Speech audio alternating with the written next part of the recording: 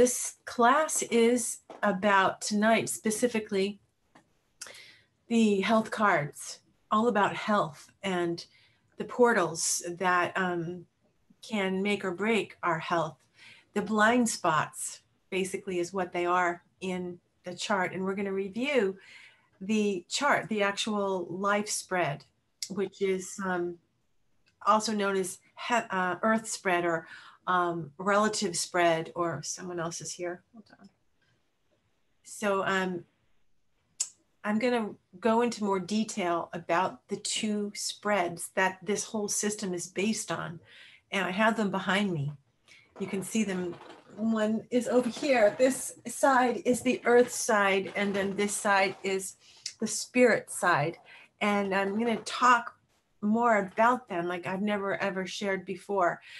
And I'm going to relate them to the Sankhaya philosophy, which is the philosopher thousands of years ago, 5,000 probably or more, that Ayurveda is based on Sankhya philosophy. So Sankhya was a great philosopher that developed these two ways of seeing the world through duality, starting from a unity consciousness perspective and then broken down into two parts, which is just fascinating to me. So let me admit Molly is here. Oh my goodness, this is great. Everyone's showing up on this rainy night. Hi, Molly. And whoever else, I can't recognize all of you, but hello to all of you. Let's start with the prayer. Before we begin, can you see my screen backdrop, my desktop with all the stones, or are you able to just see the PowerPoint? Would someone tell me what they see? Just the PowerPoint. Okay, that's what I was hoping for. It was a new way of clicking on desktop share. Okay, so this is the Sanskrit invocation for light and learning. And this is how I've learned Ayurvedic medicine. We always did this chant before we begin any practice regarding education or any kind of group setting where there's a teacher student. So let's do this together, call response. I'll say the first line and you repeat. So unmute yourself. Om Sahana Vavatu. Everyone. Om Sahana Vavatu. Sahanao Bunaktu. Sahanao Bunaktu. Saha Viryam Karvavahai. Saha Viryam Karvavahai. Tejas Vina Vaditamastu. Tejas Vina Vaditamastu. Ma Vid Vashavahai. Ma Vid Vashavahai. And everyone together can say this part. Om Shanti Shanti Shanti. Peace. And together, let's say the English so that we can understand what we just said in Sanskrit. If you want to repeat it out loud with me, I would love to hear all your voices, or feel free to just be quiet while I read it. Up to you. Om, may we be protected. Om, may we be honorable. May we pursue our studies with vigor, and may they illuminate us. May there be only wisdom, learning, laughter, and compassion among us today. Peace, peace, peace. Okay. So basically, for some of you who are new, even though this was designed for people who really are more advanced, or at least have the introductory level, I'm just going to do a preface for those of you who are coming in as flies on the wall, who've never had an card class, don't know anything about these cards. Just a quick slide for an overview, broad stroke on what is this. These are the playing cards. This is a deck of playing cards. And these playing cards really were not meant for, go fish, go play war or bridge or, whatever, gin, rummy, whatever other games. Those games are fun. I love them, but these were designed for a mystical oracle, like a god clock. It's a calendar that has magic in it. And this system of cards is 52 days, 52 cards representing the 52 weeks in a calendar year. And basically there's 13 suits, and there's 13 lunar cycles, and there's 13, did I say 13 cards within each suit? And then there are 13 lunar cycles each year, and we have 4 suits, we have 4 seasons. And I could continue on this, so many things that are consistently parallel with our Roman calendar, that it's just mind-blowing that people don't understand that these playing cards were originally based on the calendar. So it's a mystical calendar. One more person to admit. Okay. And I'm just going to read the first paragraph. You can read the second paragraph yourself. I won't bore you with reading these things, blah, blah, blah. But just, this is an important thing. Discover the forgotten astrological oracle of the playing cards, which can reveal past lives, patterning, archetypal stories. We explore ways to transcend karmas and challenges in order to experience the infinite field of all possibilities and peace of mind. Someone has to mute themselves. I don't know who it is. Someone's making some noise. I'm going to do that for you. See if I can get everyone to mute. I can't get this person, so you're going to have to mute.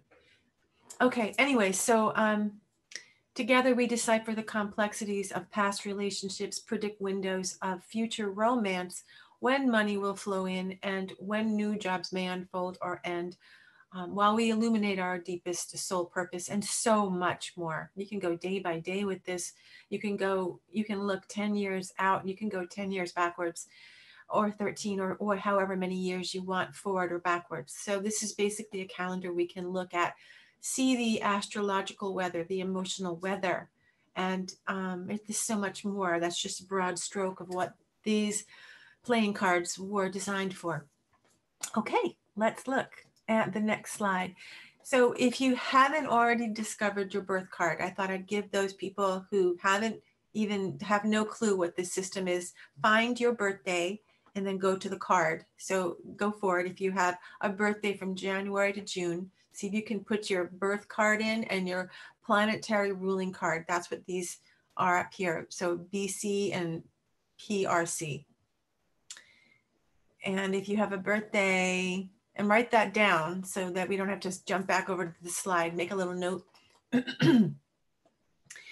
And then these are from July through December. If your birthday's later in the year, grab that birthday and then look at that card and write that down. That's your birth card and your planetary ruling card. Okay, now we're going to slow me down if I went too fast. If you haven't had a chance to find your birth card, raise your hand. I want to make sure I don't lose anybody. Okay, good. So here are your solar values. So grab your solar value while you're at it. If you found your card, you will have a solar value that's lined up with the card. So your planetary ruling card and your natal card both have a solar value. So if you were born, for example, on a 2 of clubs day, the 15 will be your solar value, and maybe your ruling card was a 2 of diamonds, so 28 will be your solar value. And I don't have a really good mouse with this PowerPoint presentation. It just gives me this, I think it wants to edit. So that's why I hope that's clear enough. These little, it's like a semi-mouse. Okay, so now we're going to the next slide. Now that you've written your little notes down on those solar values, your birth card and your natal card, those are frequencies, digits, resonant values that you're going to need throughout the entire PowerPoint. So keep them handy. And I would like to share with you that everybody gets a chart, a personal life chart. So today I would like you to all find your specific Saturn card, which is the card that indicates health for you in your ruling and in your natal. Okay, so what we're going to do is count 5 away from our natal card and 5 away from our ruling card in a moment. 5 is the number of Saturn, 5 fingers and 5 holes in our head, and it basically represents the physical body. And this is a chart that I got right from Robert Lee Camp's book, and a lot of other books have the charts all written out, so you don't have to do this the old-fashioned way and count. Although I think it's fun to count, because in this way, everybody will get to find their 5th card, their Saturn card, which is their card that indicates what their health will bring them in this lifetime. Okay, so for me, this is the 4 of Hearts, and the Saturn card is the 6 of Spades right there. You can see it. If you have Robert Camp's book, you can open up to your own card, your own life spread, and then find your Saturn card, and you'll know it. And you can go to your ruling card, do the same thing, and you'll have one for your natal and one for your planetary ruling. You'll get both Saturn cards, and that should give you an idea, those two, about your health, reading about them, learning about those cards. Okay. Karen. Yes. If we have this, the program, can we access it like that if I just hit my life spread? Yeah, if you go to the life spread, you can go right to your Saturn card. Yes. Okay, and does it change when it will, does it change the way that we like progress, where you know how you're a 4 of Hearts, but when you hit a certain period, you'll progress to a different version of 8 of Diamonds? Is that right? Yes, good memory. Yes. So So the does our card ever change, or does it stay the same? it stays the same unless you make a quantum leap.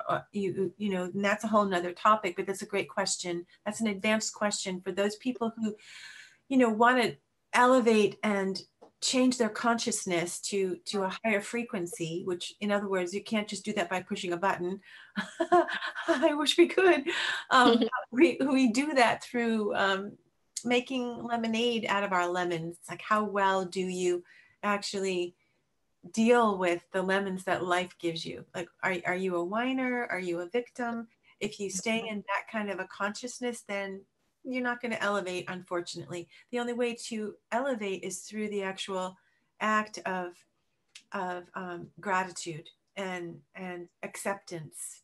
And then and since then, we all have 2 ruling cards or 2 birth cards, does that mean we have 2 Saturn cards, or do you go off of just the one for your initial? that's a good question as well. So you would use both. So Okay. that natal card will always be, even if you've elevated 3 octaves, maybe, who knows, however many, if you're 90 years old, you could be 3 or 4 octaves higher than your natal card. But so it happens usually after age 52, but don't hold me to that number. It's just a number, and consciousness can't be measured that way. But it's about that age that people start making lemonade out of their lemons and accept their fate, accept their life, and start having gratitude. So and you burn through a lot of your karmas by that age as well. So you've been delivered a lot of lemons by that age.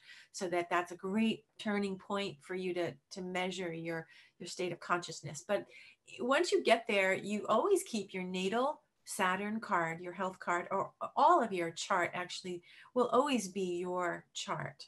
But when you go up an octave or 2, when you elevate, that other card plays in. So you like, for me, I look at both and I have to kind of use them both and then make a decision. I've been working more with the 8 of Diamonds and seeing that express in my life. So my health is more an 8 of Diamonds health, but I still have the 4 of Hearts. So we're not going to be Buddha all day long, right? So we will be vacillating with consciousness, and our very nature is going to be consistent. So our birth card is going to always be a sticking point, even though we've elevated. So both are going to matter, both. Or if you have 3, you can let go of the first octave and go to the second octave and use that against your natal card, measure them both and play with them. Okay, so let's move on to find what is your 5th card. But before we do, this is Ayurveda. I thought I'd just give you all a little overview. What is Ayurveda? Basically, Ayu means span of time, which relates to these 2 spreads behind me, the life spread. And it means this life, basically span of time in this lifetime. And then the word Veda is a Sanskrit word meaning wisdom. So great wisdom, innate wisdom, that wisdom that we're all born with. We all have that knowing, and that's what the Veda is. So the put it together, you get life's wisdom, or the knowings of life, and the longevity factor is involved here. So the more wisdom you have about this lifetime and your body, the longer you can live, because you can make more informed choices. So knowledge is power. Okay, so let's go on to, I'm going to show you your fifth card, your Saturn card, in a minute. But I think it's important we review this. So this is the absolute spread versus the relative spread. And those of you who have taken my introductory class, you know that the absolute spread is really spirit spread or heaven spread. It's that cohesive spread that's right behind me. It's right here. This, I should turn around this way. This one, it starts in that corner where it's Ace of Hearts, 2 of Hearts, 3 of Hearts, 4 of Hearts, 5 of Hearts. Starts with the hearts, goes to the clubs, goes to the diamonds, ends in the spades. And it's very consistent. It's totally orderly, and it's exactly what would be described as absolute, according to the Sankhaya theory of evolution, which is what the Ayurvedic science is based on. So I found these parallels, and I understand these two spreads, these card spreads, more clearly. These are the two spreads the entire system is based on. These are the only two spreads that were given, and the rest of it was cognized through a counting method.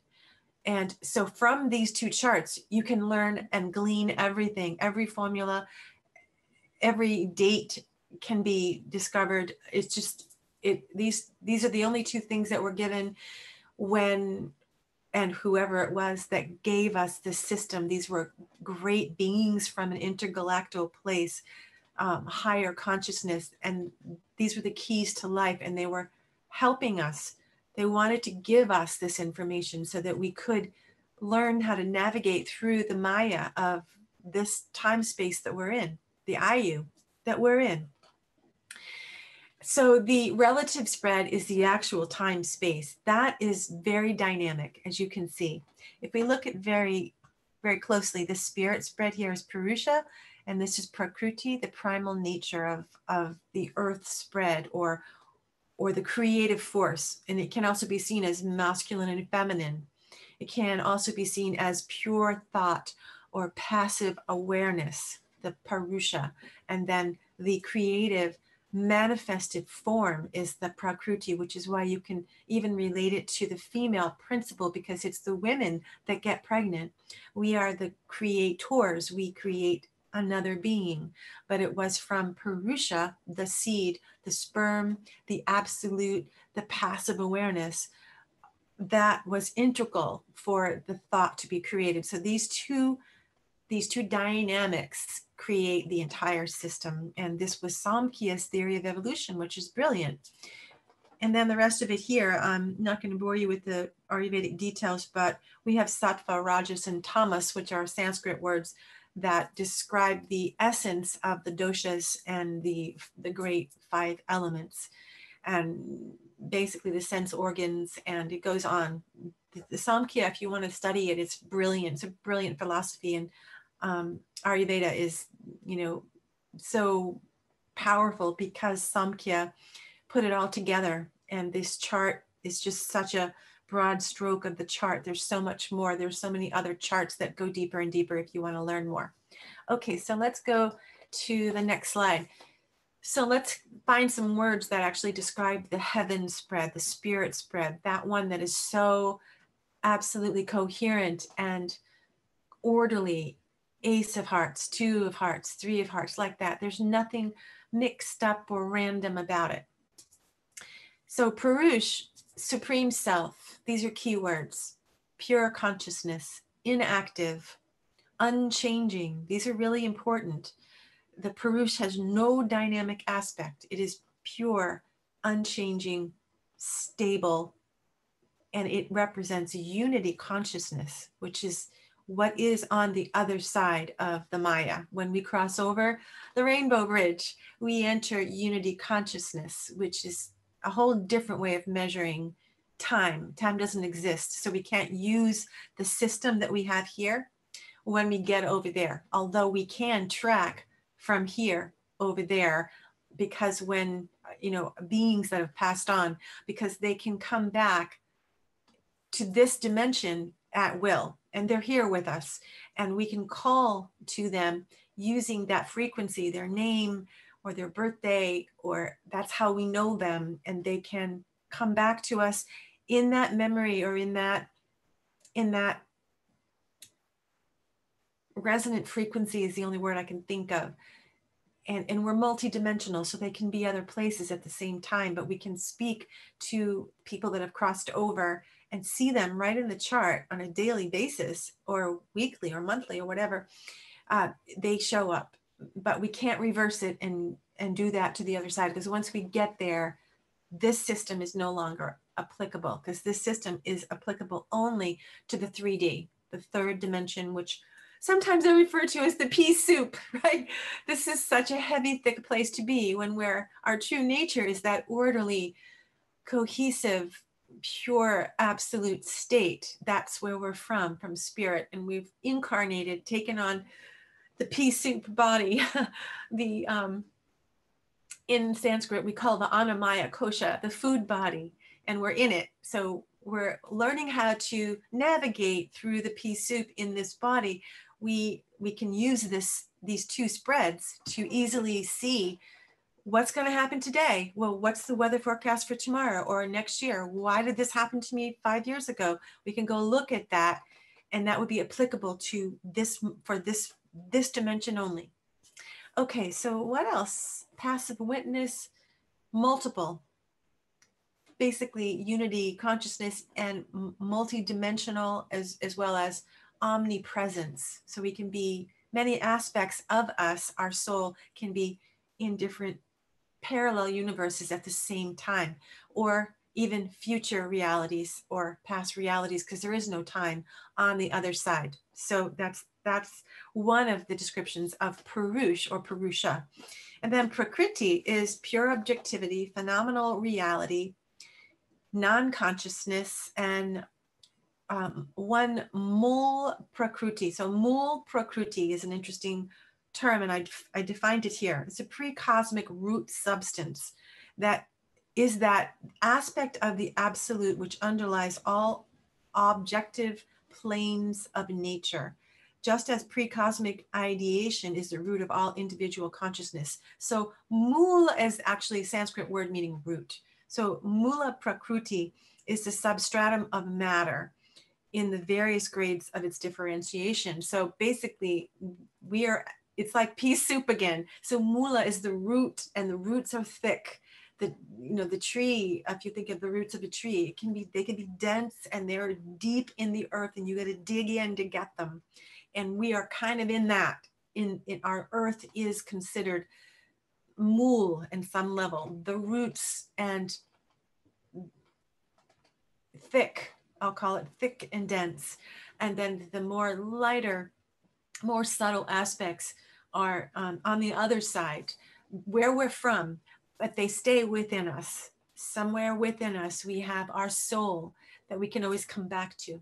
Okay, so let's come to the next slide. Here's where these are the charts where we can find our Saturn card. So this chart is not where we find the Saturn card specifically, but it is one of the two charts that we're going to explore as relative versus absolute.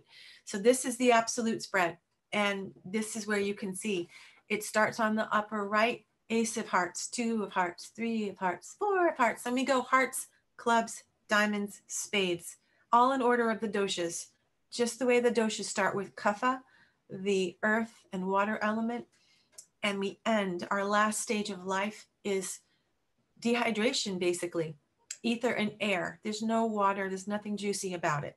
And that's what the spades represent. And spades basically are the planet Saturn. They represent the planet Saturn. And Saturn by nature is dry and a death indicator.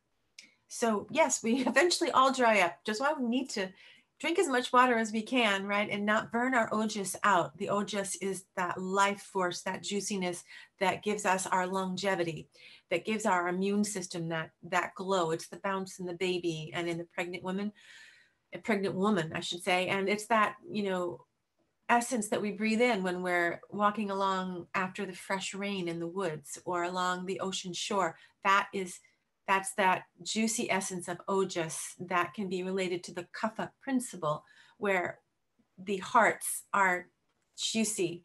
And love, my great teacher Dr. Latt used to say, love is oily.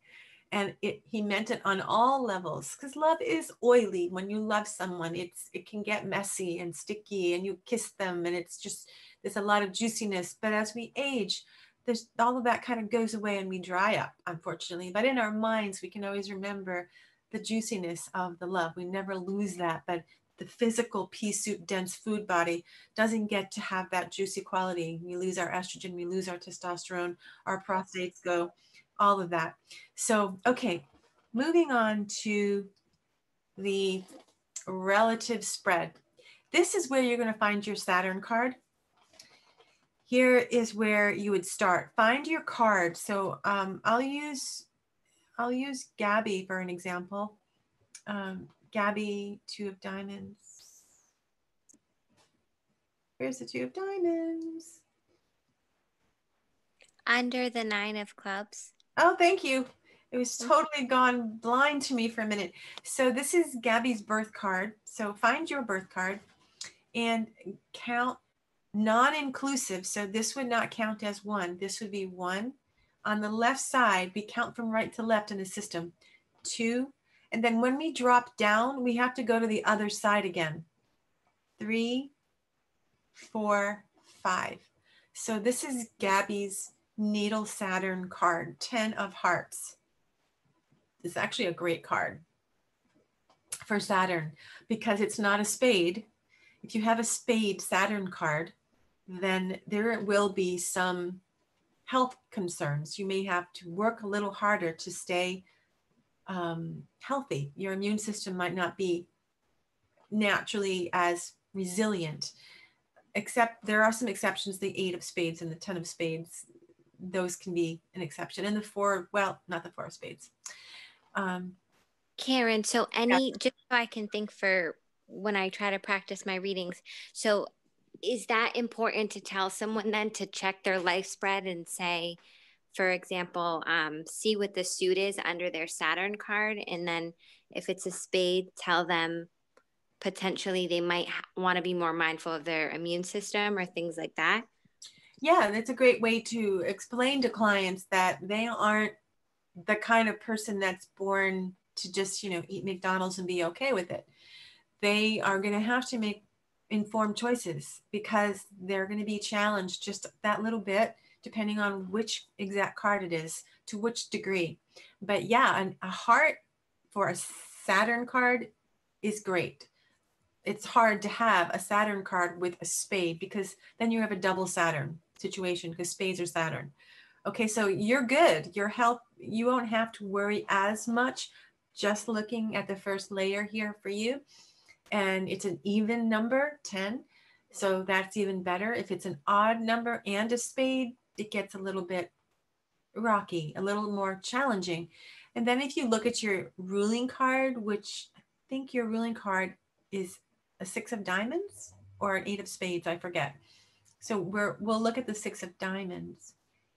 This is, I believe, your ruling card, Gabby. So we count 5 away. 1, 2, 3, 4, 5, and yet another heart. 2 hearts in your Saturn give you longevity and a good foundation for you to stay healthy. Okay, so anyone have any questions? Has everyone found their card? Lauren, did you find yours?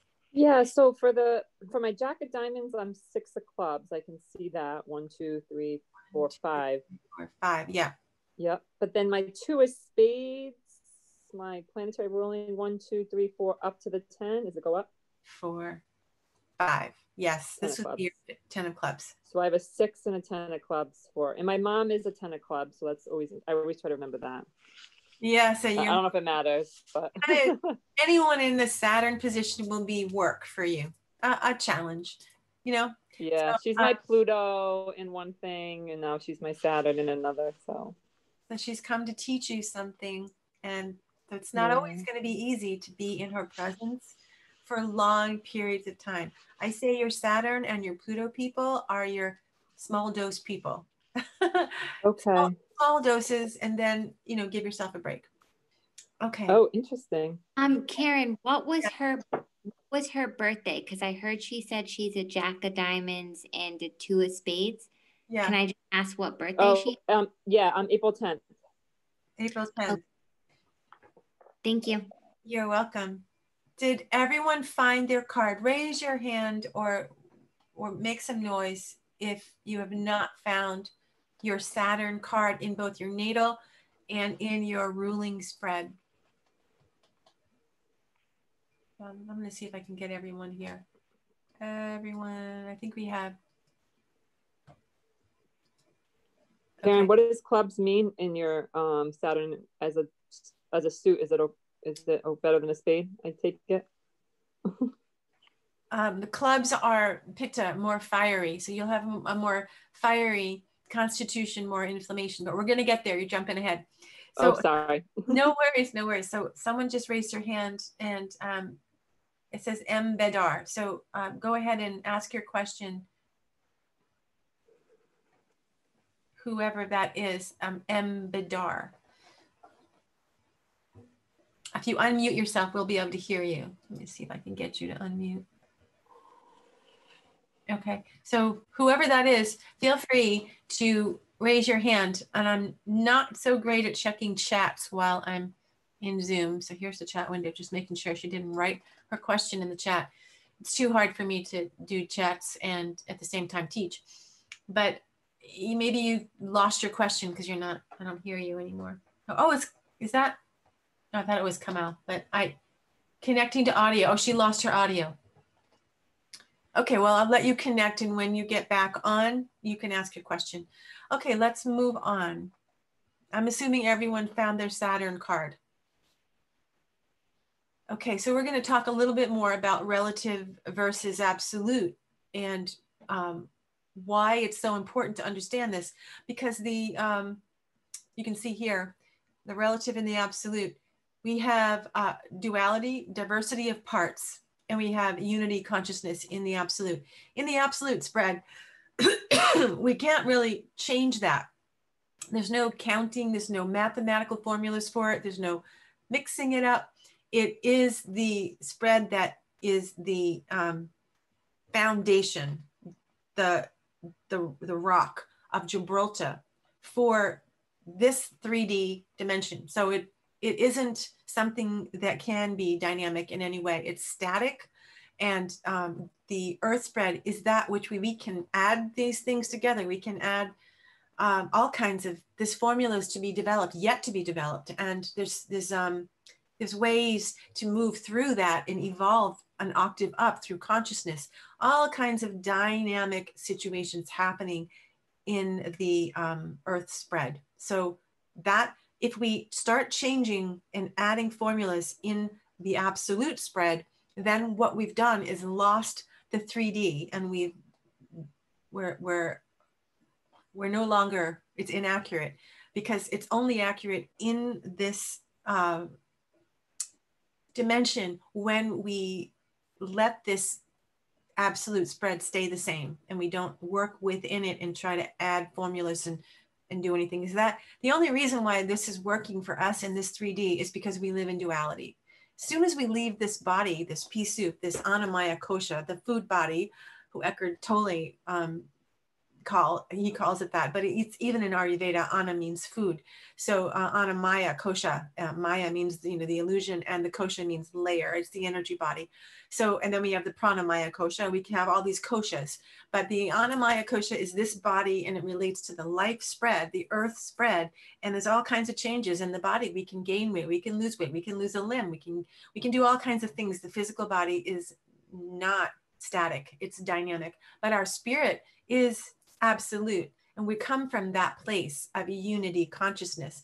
And we need the two to actually bounce off each other and understand why we're here. Okay, that's really important to understand. And once we get to the other side, we throw that out. And I don't know what we use on the other side because it's unity consciousness, but whatever we use on the other side for a mystical calendar, if there is such a thing, if we even need anything, because there's no time there. Maybe there's something, I don't know. But all I know for sure is whatever it is, it's only one. It's one template. And it's not going to be measured against. We don't have two eyes on the other side. We have one third eye that's wide open on the other side. And we don't have two hands when there's not that duality thing going on. So this is very relative to this 3D world. Okay, moving on.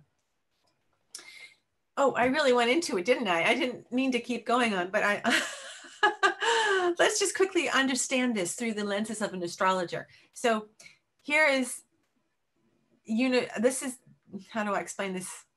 This is the absolute, and this is the 3D relative. So these are Sanskrit words, and Rishi, Devata, and Chanda. Chandas, these are Sanskrit words that relate to the absolute. And you can see that Rishi is the knower and Devata is the knowing, the verb of the knower. And then Chandas is the known, the actual noun. So it's all about knowing and having that intuition, the third eye wide open. And they put it in tenses, the past tense, future tense, and the noun. So in verbs. And so that's how it's seen in this 3D. That's how we in our three-dimensional brains can understand the absolute. And then if we bring it into astrological terms, we see Rashi, Graha, and Bhava. Rashi actually means the sign, the constellation, and Graha is the actual planet. It means to grip. Planets grip us, and we are sort of gripped by drid karma. Drid meaning fixed in Sanskrit, karma. And not all of us are fixed in karma. Some of us, there's some karmas that are not drid, I'll say, and some karmas that are drid, meaning fated. And that's another whole dialogue, but I'm going to close the lid on that for now. Just table it and understand that drid is fixed karma, and there's some things we just have to go through, and there's still free will within it. But the fixed karma plays out, for example, by, we're going to meet so-and-so on such a date and such a place. Whether we choose to be in a relationship with that person or not is where our free will comes in. So there are soul contracts, which are drid karma, for example. And then the bhavas are actually, it's a word in Sanskrit meaning houses, locations, and territories. And this is an actual astrological chart. So you can see even in Sanskrit language and in this system, we have the absolute versus the relative, and how those beings saw astrology and just compared it against the knower, the knowing, and the known, the absolute. Okay. Here are the doshas. So this is coming back to your question, Lauren. And I might need to add that in, or I might have already done that down the road. I don't know. I think I did. So Vata is ether and air, and it can represent the spade suit. And Pitta is fire and water, and it can represent the clubs suit. And on some level, even the hearts can have a little fire. And Kapha is earth and water. These are doshas. And what's a dosha? A dosha is sort of a biological principle that contain the 5 great elements. They're like bodily humors that relate to this planet that we're in, the 3D. And kapha, the principle of kapha, can be like mud when you mix earth and water. And it is related to the heart suit. And this is important when we're doing medical card astrology, because if you see hearts, it's going to be an indicator. There's going to be some kapha involved, earth and water. And when you mix earth and water, you get stone or you get mud. But if you leave the mud there, if you've ever done clay or pottery, you know that can turn to stone, right? So kidney stones, for example, can be seen as hearts. Obesity, too much earth in the body, adipose tissue, for example, tumors, lipomas, excess earth, swelling, edema, kapha will show up in heart suits, inflammation, overthinking, burnout will show in the club suit. And then vata, the spade element, ether and air, will show in the spades. Did I say that? Saturn is spades. So when we see people feeling ungrounded or challenged with their health, they're not grounded in their body enough. So their bodies can feel dehydrated, and that brings them closer to the last stages in life. Because I told you we eventually all die of dehydration. Call it what you want, Alzheimer's, Parkinson's. They don't name diseases in Ayurvedic medicine. They will say she died of lack of ether and air, an imbalance in whatever fire, an imbalance. They give you the imbalances of the 5 great elements as a way to discern their health. They don't label it and call it anything, except they do tell you, well, she died because there wasn't enough earth, for example, or there wasn't enough ether, or pitta was blocking, or kapha was blocking pitta, or that's how they talk in medical language, or, vata was pushing pitta, or vata was pushing kapha, and that's how she died. Okay, so let's move on. Can I ask about the diamond suit, where it falls with those 3? Oh, yes, Sorry. Thank you. I didn't add that in. The diamond suit can be a little more, I would say, earth. I haven't found the exact formula for Is that. it like Probably 2 why of them? All of them? Tridoshic? Not necessarily vata, not necessarily Okay. earth, not ether and air. It's pitta kapha? Yeah, more pitta kapha. But I haven't. Thank you. I don't feel convicted about that. And I only speak from conviction because I've been doing this 18 years, and I see with my mind and my eyes, and I viscerally touch, and I understand things that way more than reading from a book. So I haven't found the diamonds to be much of a problem and related to the doshas. But from what I've seen, it's mostly pitta kapha. Okay, but the jury's out. Yes, the jury's out. I appreciate it. You're welcome. And my whole, 90% of my family is diamonds, so it just helps me to think about it. Thank you. Yes.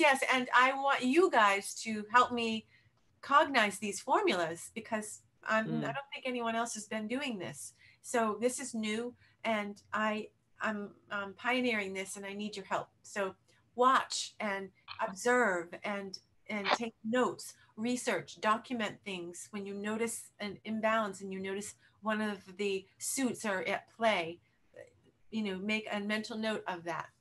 See the world through those lenses, in other words. That's so like track my body and think of the card of that day almost, and see, that I had I had a heart, so maybe I had yes, like a heart card for my daily card, and how am I feeling? Yes. Okay. Yeah, like that. It doesn't have to with go by the thinking of vata, pitta, and kapha. Okay, I like it. Yeah, see the world through these new lenses, if you don't mind, and track it, document it. And this is really important data, so that we can bring this to the world, because this is information that they may have already cognized, but nobody wrote it down, and it's, so. No, I love thinking of the daily cards and the doshas. I haven't connected the 2, so thank you.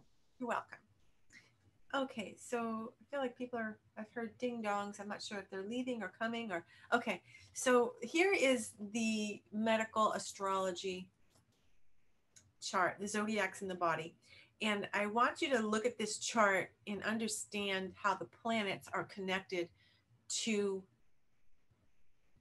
the different parts of the body. You see Mars governs the head, the face, from the nose up, and Mercury governs the arms, the pairs, the lungs, the shoulders, the hands, because it's the twin, and Sun governs the heart, circulation, the spine, the back, and then Venus governs the kidneys, the bladder, and the hips. I mean, isn't that interesting the way the scales are on the hips? It's just fascinating, Libra. And that we have 2 hip bones there. And then Jupiter governs the thighs, the liver, the sciatic nerve. And Saturn governs the lower legs. And we have Jupiter in the feet.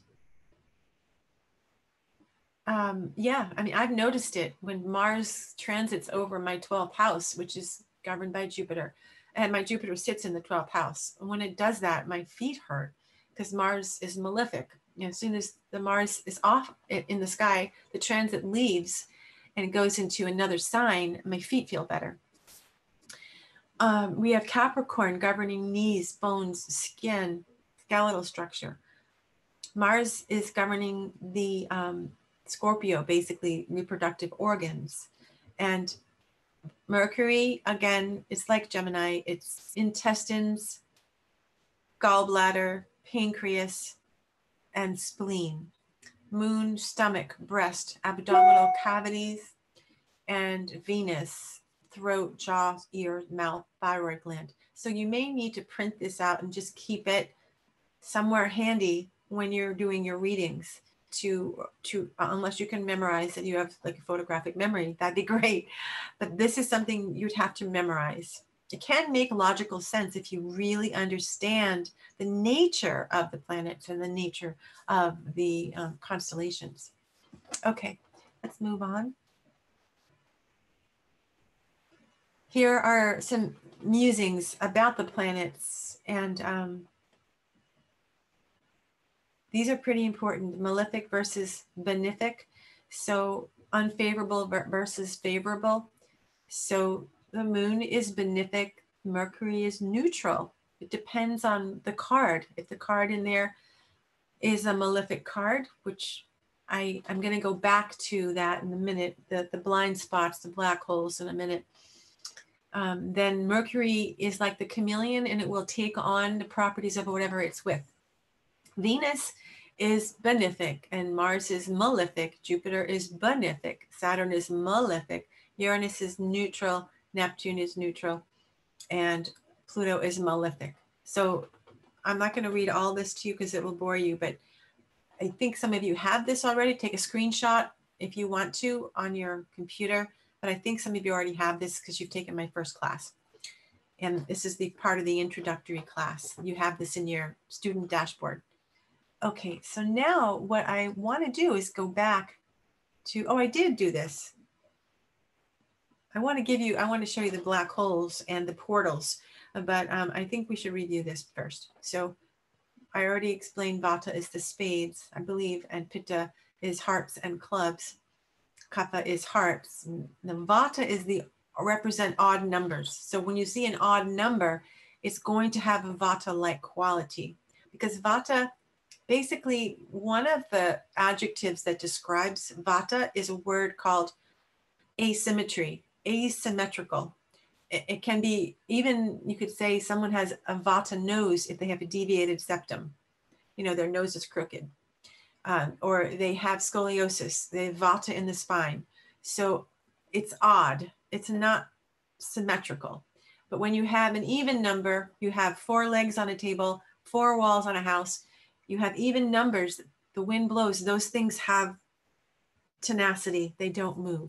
You have 3 legs on a table, you have 3 walls on a house, unless it's a teepee. And even a teepee is not going to be as stable if we have a tornado as an actual house and a foundation with 4 walls.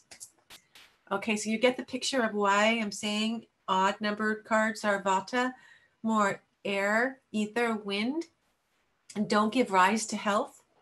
And the even numbers are more, oh, I should say this too. Even numbers are Pitta and Kapha. Karen, were the cards taught with Ayurveda, or did you notice the connection? I noticed the connection. Okay, yeah. Yeah, and I wouldn't be surprised if the first seers that gave this, or the great sentient beings from the others, you know, intergalactal, whoever they were, Palladians, I don't know who they were, but they gave this to us. I wouldn't be surprised if they included Ayurveda in it, but all of that's been lost. It was thousands of years ago. And I'm doing everything I can to resurrect and remember, because maybe all of us were there, incarnated in different bodies at the time that this was given, which is why we're learning this now. We're relearning it, remembering it. So all of us together as a group, I can't do this all on my own. So I'm looking to get help from all of you. If you want to add to any of this, if you remember anything, if you understand Ayurveda and can start making these connections, let's do this together.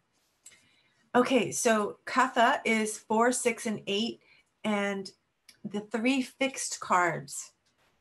All the other cards move somehow, one way or the other, even the semi-fixed flip-flop. The 3 fixed cards don't move at all. And that's the Jack of Hearts, the King of Spades, and the 8 of Clubs. So those, since they're fixed, are going to be Kapha, because Kapha, one of the adjectives that describes the dosha of Kapha, is static and fixed. So when you see one of those cards, then you know Kapha is at play, and there could be some earth element involved. Something even stubborn, a stubborn streak. It doesn't have to be always physical. Okay, so let's go to the portals. That's what I want to do. Here's the portals. This was my key, my clue to go back up to show you. Karen, can I ask a question before we get Yeah. to ahead? The Jack, Queen, and King, would you count the number, like is a Jack like an 11 and therefore an odd, or how, like when you say like they're even so don't look at the face cards as a number. They can be used in a different way when you're adding like composite scores. Then the Jack of Hearts, the fixed Jack, would come up with an 11, and you can add the 11 to another card. But I'm thinking about for the Pitta Vata Kapha thing, like how you said that odds are like more Vata, even yeah. more Pitta Kapha. What about the Jacks, Queens, Kings? The only ones I can vouch for are that are Kapha are the fixed. So Okay. the face cards are still up for grabs. I can't say one way or the other, except their suits are going to be indicative. So a King of Hearts is going to be more Venusian, more Kapha, more juicy. The King of Spades is going to be a little bit more dry, a little more Saturn. Does that make sense? Mm-hmm. Not necessarily because he's a king. Yeah. But because he's a spade. But those fixed cards are the ones I'm holding to Kapha. And we can play from there. There's more to be cognized, but this is what I've come up with so far. And I know that I'll be given more information as we go along. And I'm hoping all of you get messages as well. And we can develop more to this, because this is really helpful, helping people with their health. It's so insightful. We need to remember all this just to bring more a tool set for people, because some of us just are clueless about our health and or how we can help other people. And those of us who are healers, this is going to be really pivotal and helpful, critical to helping people. If you're an Ayurvedic practitioner, or if you're even doing Reiki, whatever it is you're doing, if you can look at people's cards, you can understand more about them through Ayurvedic lenses and through health. Okay, so here are the places, the blind spots, I'll say, in the cards. And this is, I call the proverbial black hole, for lack of a better word. Sometimes the twilight zone, I'll call it. It's a place where the veil is thin. And we all have, in every astrology chart, even in, Western astrology versus Vedic astrology, all astrology have these portals that we come in and out of, exits and entrances into this dimension. So this is a portal into another dimension. And, it might be so subtle that you don't even know what dimension it is, but you sometimes don't get seen. Sometimes you can't explain it. You're invisible. I've seen this happen with people who have told me, I got into a car accident on that day, and the driver swears she didn't see me. She must have been on drugs. And then I'll say, well, let's look at your chart. And then if I see she had, the woman in the accident, they got, hit, was in a black hole, and I'm going to vouch for the driver that hit her and say, it really might not have been entirely her fault if you look at it through this perspective, because you were kind of invisible that day. And, not that it's her fault or anyone's fault, but it's really good to understand the way this works, because this gives you a reference point so that you can make a decision. Well, do I want to take a long drive, 16 hours to Alabama on a day of a black hole? Probably not. If you could take the next day when you're out of the black hole, you'd be less likely to get into an accident, because truly you might not get seen. And it's not how great you drive. It's not anything about your skill set. It's truly you're in a place where the veil is thin and other drivers may not see you. So this is really important. Even, taking an airplane or any kind of anything. Even going for a court case, you might have a great case that you worked all year to develop, and you have evidence, but you get up to the court, you get up to the microphone on a day of a black hole. Doesn't matter what evidence you've come up with and how hard you worked for that whole year to have all the recordings, everything documented. They're not going to see you the way you want to be seen. It might all get lost, dismissed. It just you don't get seen in the light, basically. So I recommend, if you ever have a court case like that and you see a black hole, anything you can do to change the date, I would do it. Or how far out can you look? Can you look out forever? Like, is it endless? Forever, anytime. Yeah, there's no okay, you can look. Okay, I didn't know, like weekly, year, like month. You can look out far away. Yeah, you can go into like the next century. Okay. Yeah. Or backwards. I went into the 18th century to start looking for things the other day. Oh my God. What do you, I guess I got to understand, like, how, is it a program or how do you look? Yeah, you can rent the program for Okay. $9.99 a month at Robert Lee Camp's site, or you can buy it. It's like $1,000 to buy both. Okay. It's not easily accessible. Like, you can't just look at a chart. It's like been mapped out for. It's mapped out, Yeah. and you either have to, you could do it the old-fashioned way and count. That would take forever. That's what they did in the old day. But Camp has the system. Thank God he came up with a system that you can just, buy software or rent it. Okay. Yeah. So you want to make sure you don't plan your wedding on a black hole. Imagine, oh my God, $10,000 wedding or $20,000 wedding on a black hole. You've heard of nightmare weddings. It's probably, if you check the bride's chart, she was in a black hole. If it was a nightmare of a wedding, I've even seen funny YouTube videos where the bride falls into the pool, and then she's all sopping wet, and she's in the middle of her vows, and I don't know. It's supposed to be funny, but it's not. It's funny after looking at it. I just saw another really funny video I sent to Annette too. I guarantee that woman in the video was in a black hole. She was riding her moped and she got hit. It's not funny, but it's kind of funny in a way, if you have sick humor like I do. Oh gosh, I shouldn't laugh, but I watched it 3 or 4 times and I couldn't help it. It was just too classic. She got hit from a car and she was thrown off of her moped and she fell into a sewer.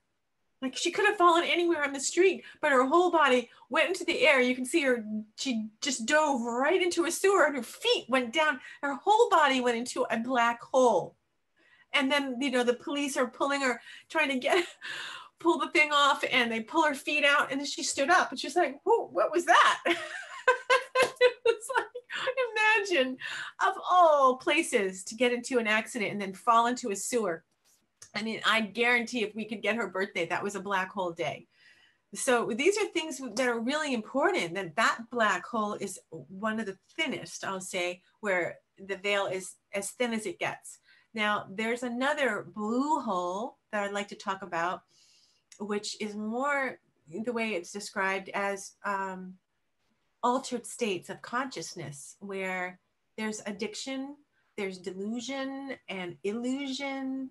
Maybe Neptune is involved, where there might be smoke and mirrors. There might be codependency, dysfunctional relationships. Even if you make a blue hole card for a relationship, like a 6 of spade or a 2 of spade, which is the blue hole, you make that with somebody, that would be a blue hole relationship. Very addictive, very delusional codependence. And I've seen it over and over. My daughter had one for 4 or 5 years, so 2 of spades.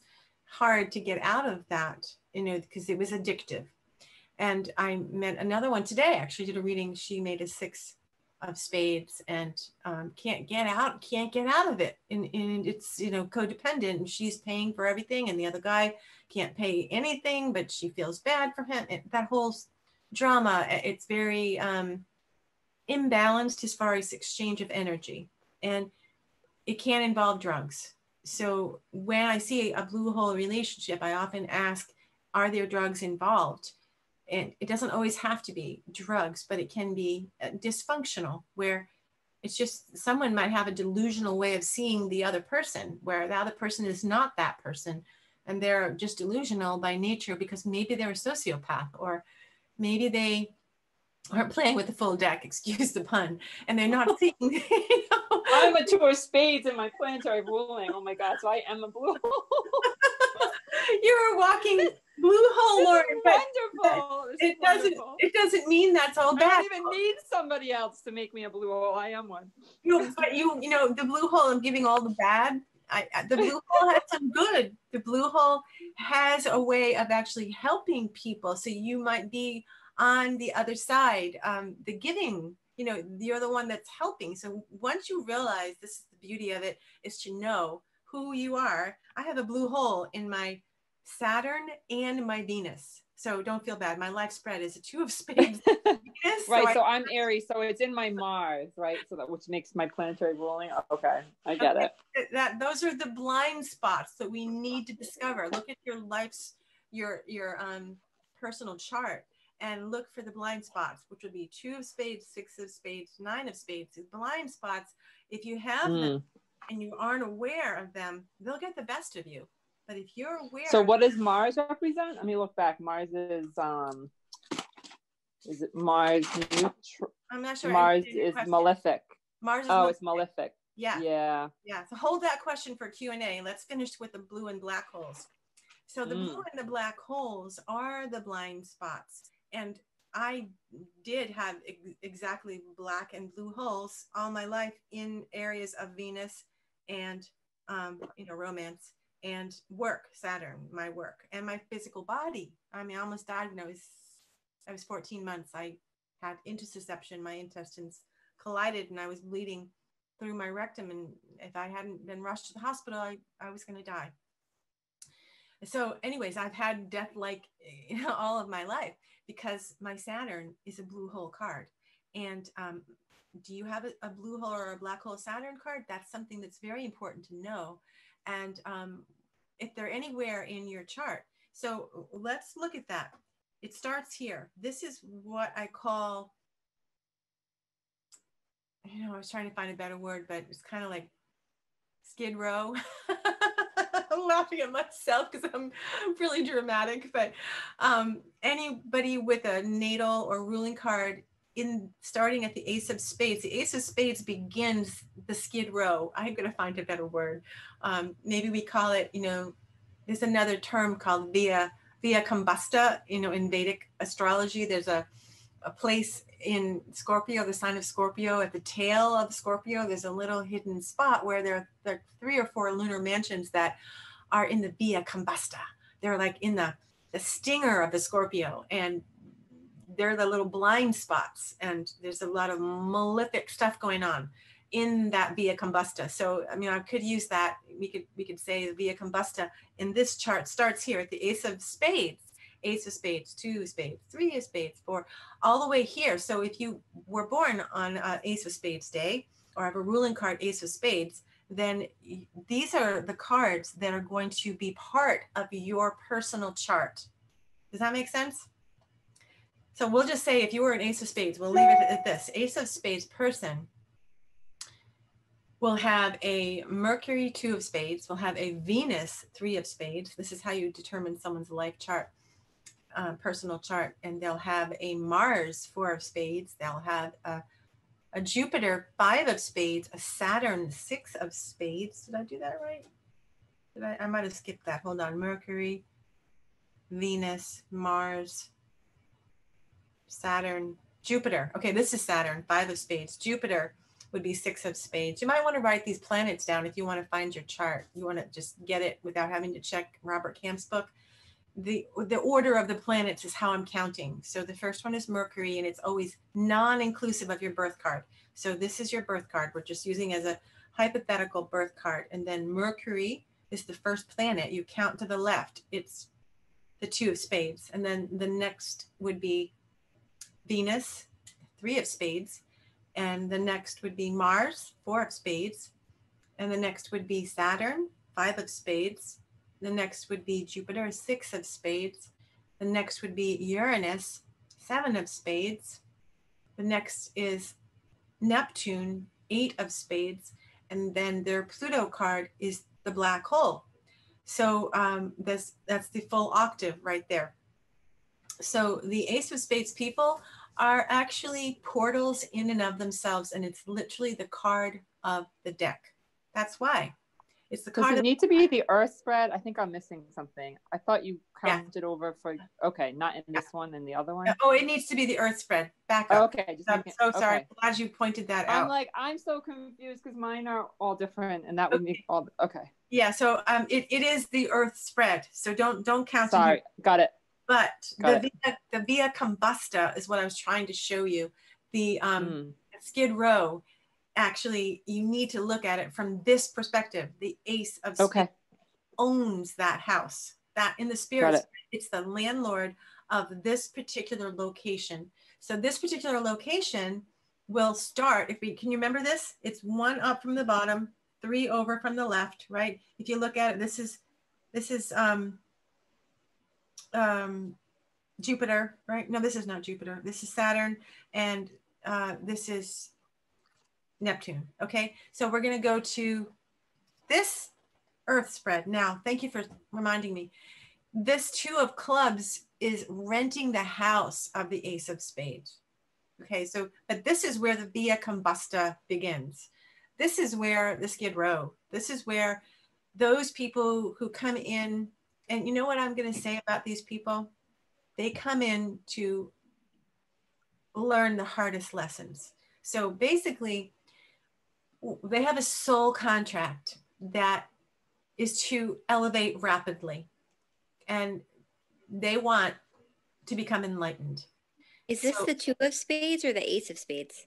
Ace of spades, the card of the deck. So the 2 of clubs is renting the Ace of spades house. This is the beginning of the via combusta. You can see the Ace of spades in the corner here. That's the landlord, the left corner. And is that, I'm sorry, is that Mercury? Did you also say it's the first Mercury? Was that related to before or no? This would be the Mercury card to the 2 of clubs. The King of clubs would be Mercury to the 2 of clubs. All right.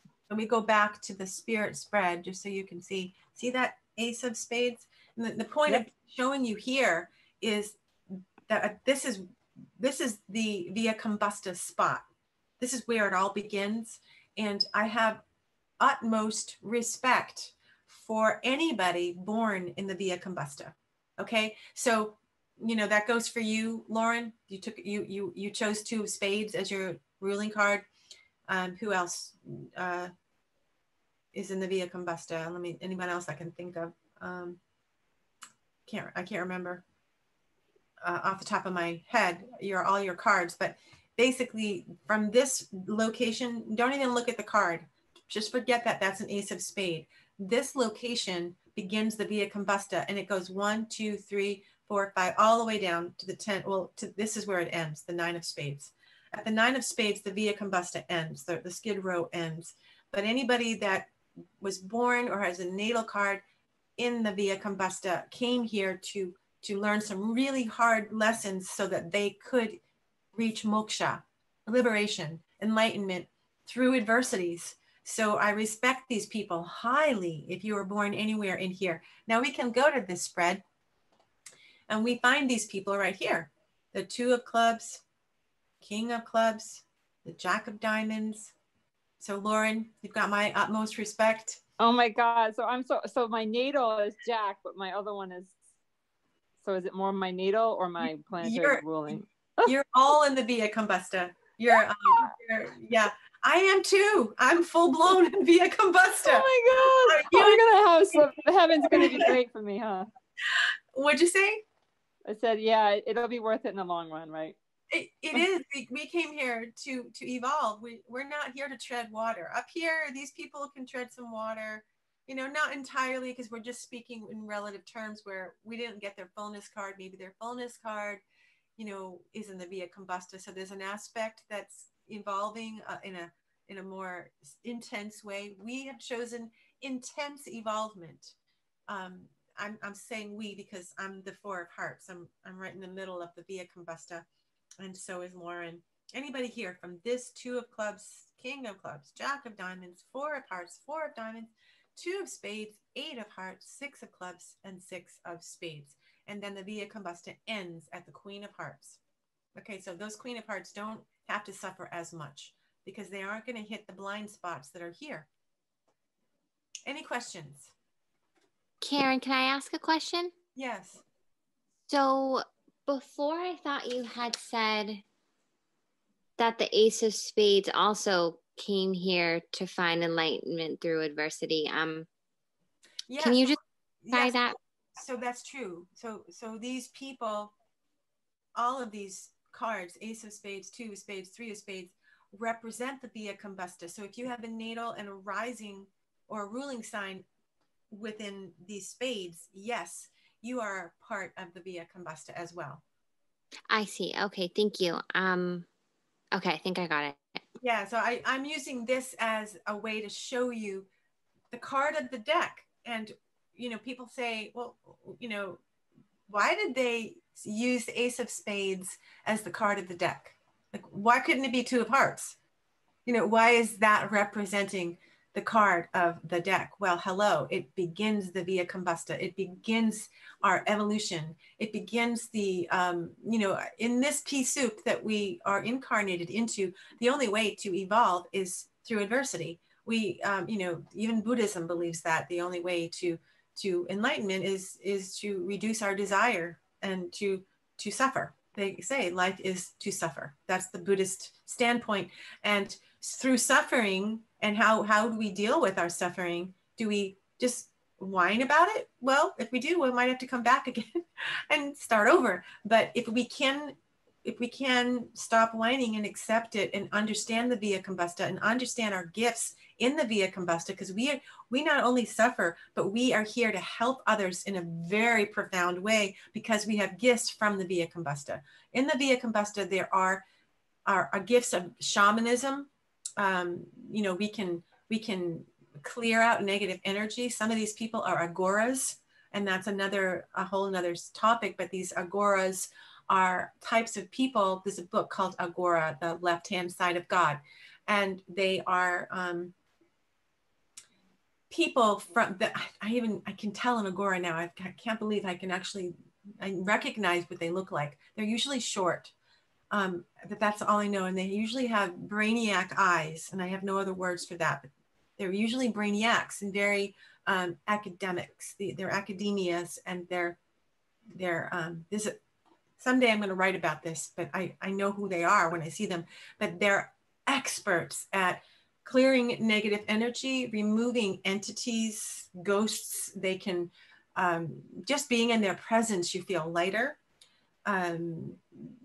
People who can move in through multidimensional places can give incredible Reiki sessions because they're bringing in gifts from the other side. They have one foot on the other side, so they can bring in the beautiful gifts from the other side. Because when you do visit the other side, and in shamanism we go to the chamber of love or the chamber of whatever, this different chambers, we bring back to the third dimension those gifts of forgiveness, compassion, healing, knowing. Even if people have done OBEs, outer body experiences, you have brought back gifts from the other side when you were exploring the other dimensions. And you can study, you know, NDEs, the near-death experience, all of those books. I've seen the light, those books, all of them have brought back gifts from the other side, knowings, changed their life. And I bet most of them have been through the via combusta or were born in the via combusta. So I see the positive of if you are in that via combusta, because if you're elevating yourself, you could have like a really special life if you're using that to your advantage, right? But Yes. if we have a black hole or blue hole cycles, is there any positive that we can get from those periods, or do we just have to ride them out? Good question. That's what this is all about, is how to navigate with the blind spots, what to do, how to plan your life, how to be practical about it. I'll tell you what I do. And I'm an extreme case, I've realized, because I'm all via combusta. So my black holes are going to be more intense than someone who is born, let's just say over here. Just keep in mind, so like a 7 of diamonds person, their black holes are not going to be as intense. So I want, if you're reading for people, not to get all crazy about, oh, black hole, for someone up in the higher realms here, like a 9 of clubs or like a, you know, ace of clubs, and you're reading them, their black holes may just be, you know, a little, less intense. But if you're reading someone, it's really important to know their birth chart, and you see a black hole coming up in the future for them, you must also make note, are they via combusta people? Because that's how you deliver the message. Well, this could be a very intense time for you. But if they're not a via combusta type of person and you see a black hole, then you can tell them it may not be as bad, but might be worth taking the trip a different day, or going to the, you know, getting a pap smear on that day might be a little more painful. So something as simple as that. You know, I plan everything according to my cards now, because honestly, I've had a really hard life. And I know we all think we've had a hard life, but I've had a classic via combusta life where I have both the blue hole and the black hole in my birth chart, because I'm a 4 of hearts. And I have the 4 of spades health card as my karma card, meaning my health is challenged. So, and then my fullness card, 10 of clubs, has a 4 of spades karma card to it. So I have a lot of health issues, and I can't just go make a gynecology appointment, or if I'm going to get surgery, you can bet I'm going to get the doctor's birthday and make sure he's compatible with me. I'm not going to pick a doctor I make my karma card with, and I'm not going to schedule a major surgery on a black hole day. And I would be foolish if I did. It would be maybe a death sentence for someone like me. So this has been really critical for me. I don't know what I would do without this system. It's changed my life, where I don't get blindsided as easily as I used to be.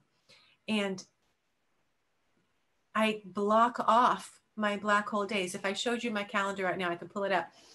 You would see the next month, I've, you know, like 4 different days within the month that are black holes. And they happen a lot around eclipses for me, and probably for a lot of people. So eclipses are like mini black holes. And I tend to get more sensitive during the eclipses, and I've noticed why, and I see the black holes, and I just won't see clients on those days. Now, I tried to do readings on black hole days, and this is my personal experience. You might do okay doing readings on black hole days. You might even do really well, because you can get messages.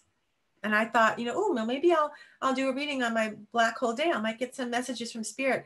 Honestly, I just don't anymore, because I have gotten messages, but the rest of the reading, I'm completely not seen, and my words aren't being heard. And the client is, you know, scratching her head and not understanding. And this is disconnect and a discord. So I just prefer to do different things on those days. So if I'm going to take a self-care day, instead of just willy-nilly choosing one, I'll choose a black hole day for my self-care. And that day I don't drive if I can help it. And I do, if I'm going to drive anywhere, it's going to be for a massage just around the corner.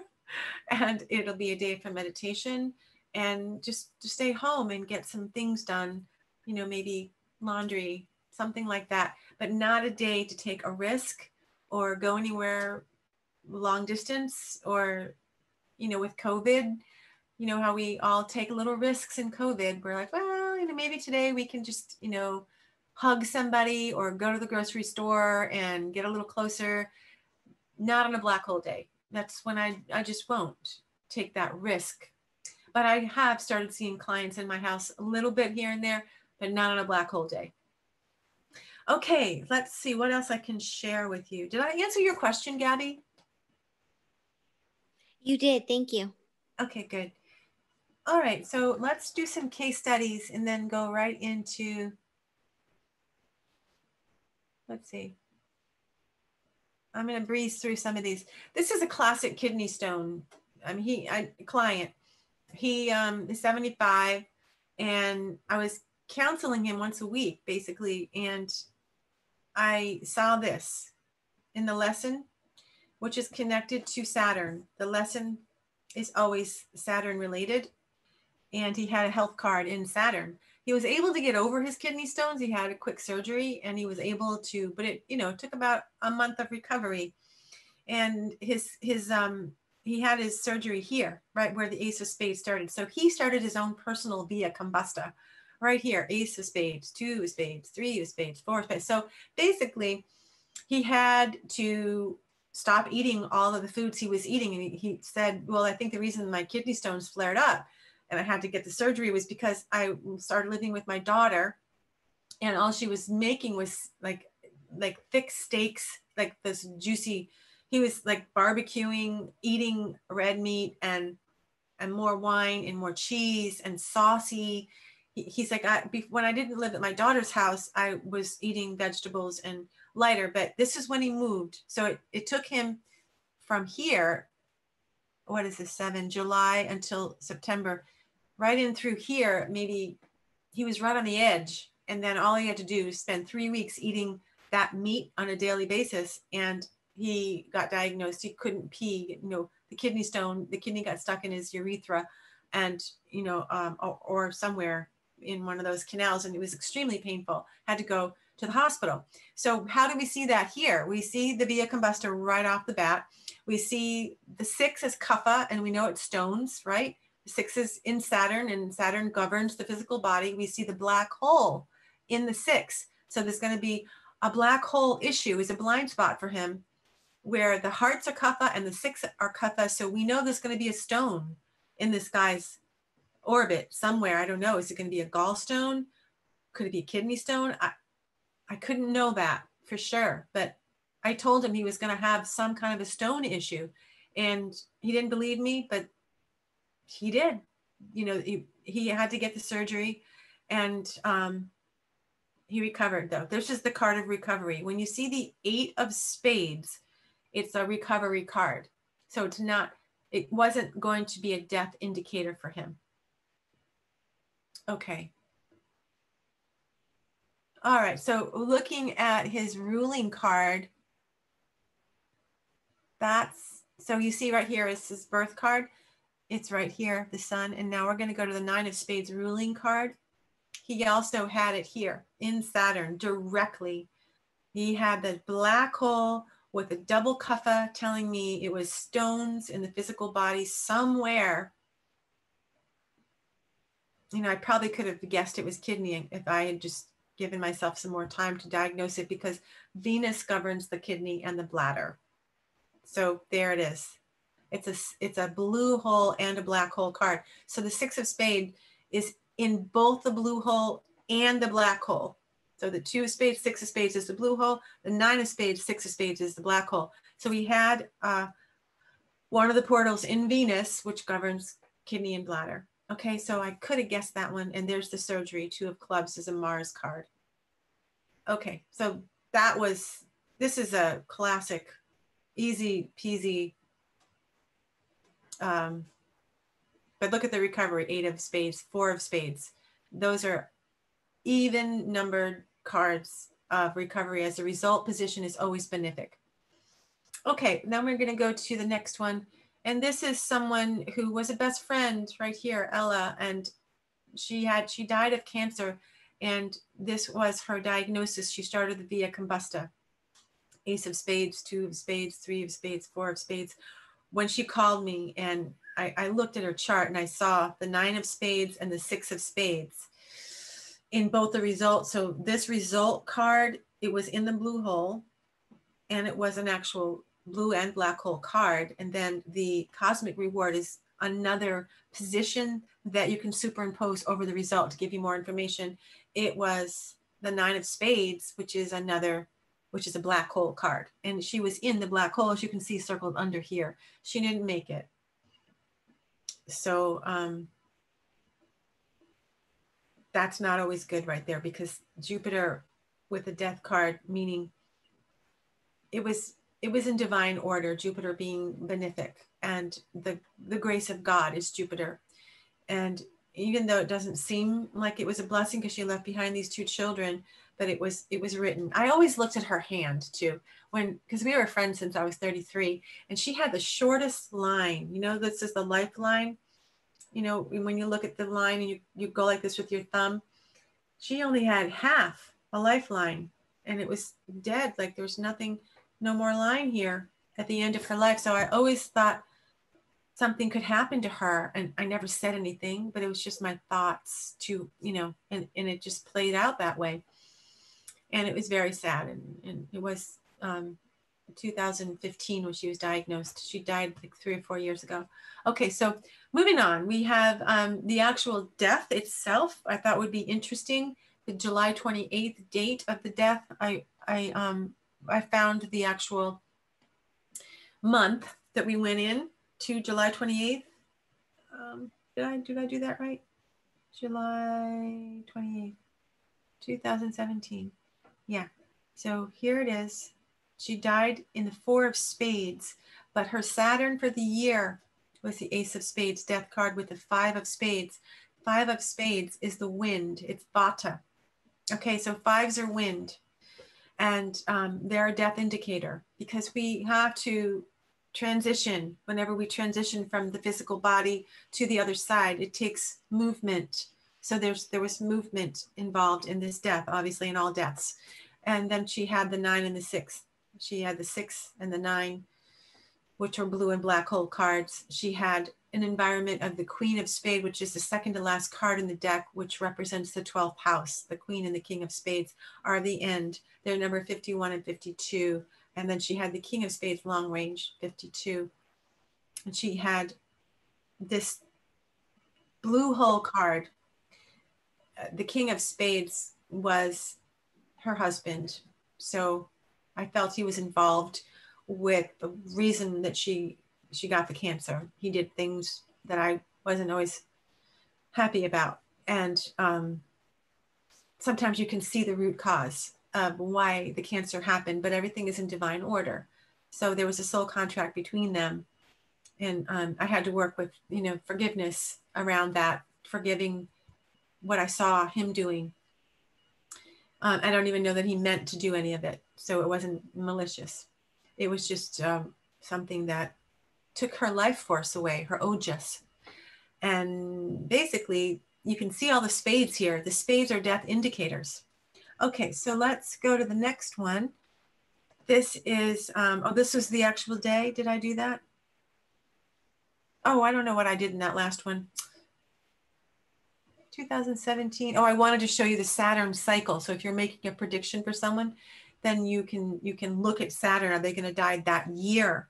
The Saturn has to be, there must be death cards in that Saturn for them to die that year. And then if we go, yeah. Do we have multiple portals for death, or is there one set one in someone's chart? No, there's multiple portals, and that's a whole nother class. I might be able to point out quickly some of the other portals, but they're not as big as the blind spots, the Via Combusta row and the 9 and the 6. But there are, like I just described, the King of Spades and the Queen of Spades are mini portals, and the fixed cards can be portals, and the Ace of Spades itself is the beginning of the Via Combusta. So I talk more about that in another class, but good question. So this is the actual time frame that she died, and it was the blue hole card, 2 of Spades in the black hole, which is just really not a lucky thing. When she asked me over here on her birthday in September, I looked at the cards because she loved these cards, and we used to plan her radiation treatments around blue and black holes so she wouldn't have so much pain. So she would have scheduled the radiation and chemotherapy on days where she wasn't in black holes and blue holes, so it would make her experience a little less painful. But when she said, am I going to make it? And I saw the 2 of Spades in the black hole, look at that, it's diagonal. It was really hard for me to tell her what I felt. And I actually didn't tell her. I didn't have the heart. I told her she had free will, and that was the best I could do. It was so hard to do this with a friend. And this 2 of Spades also tells me the whole year. The 2 of Spades under her Sun card and her ruling 8 of Spades is a blue hole card, meaning she needed help for an entire year. She couldn't take care of her children. She had to have a nanny. She was bedridden for a whole year. 2 of Spades is, like I said, the imbalance of energy exchange. Someone's always helping someone. And in this case, she was the one being helped. And this was the Moon card. Cosmic Moon was liberation. The King of Spades is the last card in the deck. So it was time. And even her hand said it. She had a short life, and it was what she wrote for. And even though it was really sad, it was her time. Okay, so let's look at the next one. Well, I keep going on this, but I think it's because I'm giving you her natal card this time. Her natal card's fascinating. So a long range on the year she died, she had the death card. She had the Via Combusta the entire year. Ace of Spades, 2 of Spades, 3 of Spades, 4, all the way through. And then she died in the Queen of Spades. And there she had the 4 of Hearts, which is her family right here, family card with the blue hole. And that was the black hole, which is what was the hardest thing for her. Her last words were Timo, which represented acronym for her whole family, Tony, Malia. Her children's names came to Timo, and those were her last words. It was really hard for her as a mama to pass on. So that's why the 4 of Hearts was the result. Her heart was broken to leave the family, but it was her time to go. And it all makes perfect sense to me, even though it's really sad. Okay, so we move on to the next one. 2 of Spades is a health card. It's part of the blue hole. And you have this in, those of you who have taken my introductory class, it's in your dashboard. So you can access it, and I'm not going to bore you with it. I want to leave a little time for questions and answers. So you can read that, but just know that this is a health card, a health indicator, whether you want to use it to help someone, or if you see it in your chart coming up, then I would recommend you start taking preventative measures so that you don't end up being the one that needs to go for therapy or needs to go to the doctor. You're the one that actually does the helping. That's why it's important to know ahead, how are you going to use your blue and black hole cards? You can choose. So sometimes there's Drit karma, sometimes there's fate, sometimes you have to be the one that is taken care of and you're not feeling well. And that's okay. And sometimes you're the one that's the healer. Some of the best healers in the world are 2 of Spades because they're gifted to help people. They come in with these gifts to help in the blue hole. They can pull in from the other side and illuminate people, clear people, do the healing. So it's a gift to be a 2 of Spades. I have a friend who's a 2 of Spades. She's a 4 of Diamonds, 2 of Spades, and she's a gifted healer just by being in her presence. It just feels so good. Okay, so looking at the 3 of Spades, this is where people don't get a lot of certainty about what doctor to go to or what foods to eat, and they are perplexed about indecision around their health, and they have a lot of ether, air, and wind around their health. It doesn't give rise to a healthy condition. It can cause indecision, which is not a good thing for health. Okay, then we go to the next one. We have is a case of mast cell activation. This is actually my mom. The year she got diagnosed with mast cell activation syndrome, Jack of Diamonds, she was in a black hole for the whole year. Pluto was the Via Combusta card, the Ace of Spades. And her Saturn was, interestingly enough, so here's her 3 of Spades. She didn't know what to do, what doctor to see. And the 6 of Hearts is directly related to love karma with her brother. So that was the year her brother cut her out. He did some really mean things and didn't invite her to Christmas, and she was devastated. And you can see in siblings, Mercury governs siblings. There's Uncle Bobby, the 10 of Hearts, that's his birth card, with the card of the fight and fear. Two of Clubs is a feisty debate, argument with her brother, and her illness started in the emotional body. So we can know the root of her illness. It started emotionally and gave rise to, what do I do with this? I don't know. I've never had any. She had too many histamines in her blood. It was a strange illness, like almost an undiagnosable one. She had to go to a very special doctor.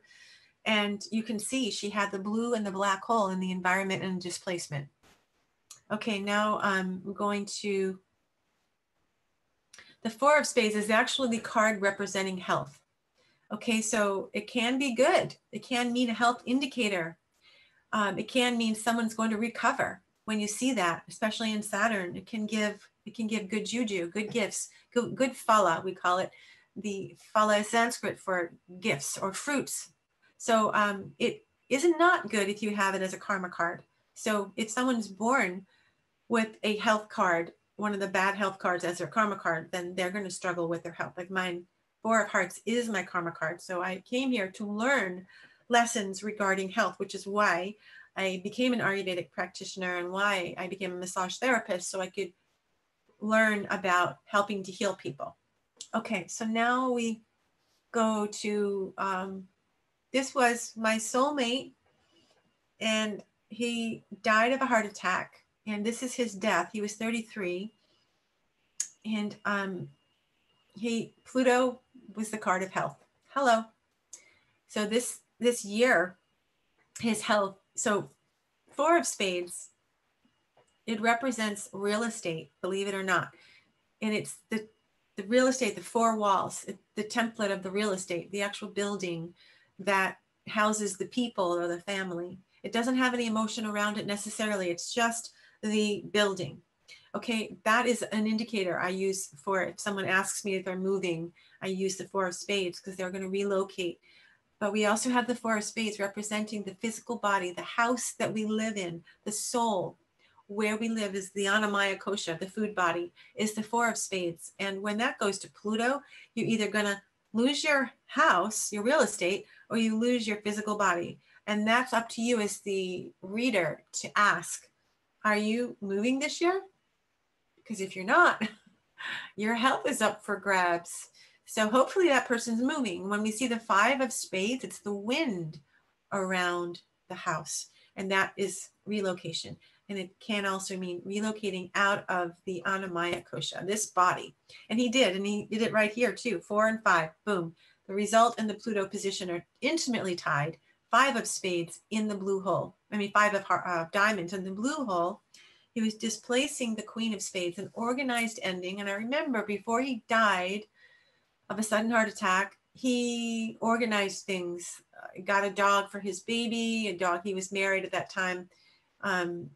We remained friends. He was a soulmate, but he got insurance, and he started doing all these things that he wouldn't have normally done to protect his family, his wife and his daughter.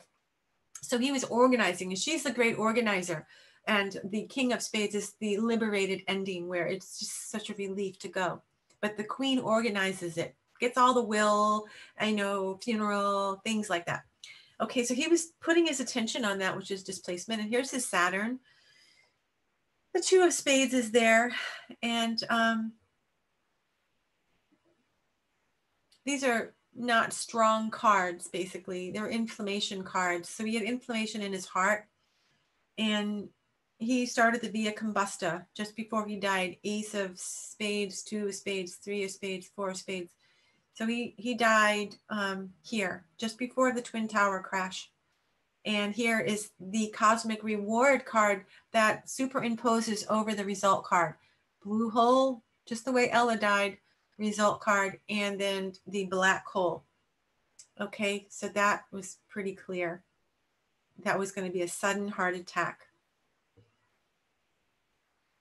And it was kapha condition because he gained so much weight. He overate. Okay, so health cards, 5 of spades is the actual wind, which is very ungrounding when you have a health condition. You want to be grounded when you are experiencing a health condition. So according to Ayurvedic medicine, the root cause of all disease is the wind, vata. So vata is the dosha responsible for pushing all the other doshas out of their homes. So when vata is quelled, the wind is quelled, the other doshas can stay stabilized. As soon as vata starts to go like windy, things begin to shake and it becomes provocation, and then things start to spread. And when things start to spread out of their homes, they become symptomatic, and then we have the entire disease process started. So we got to keep the wind down.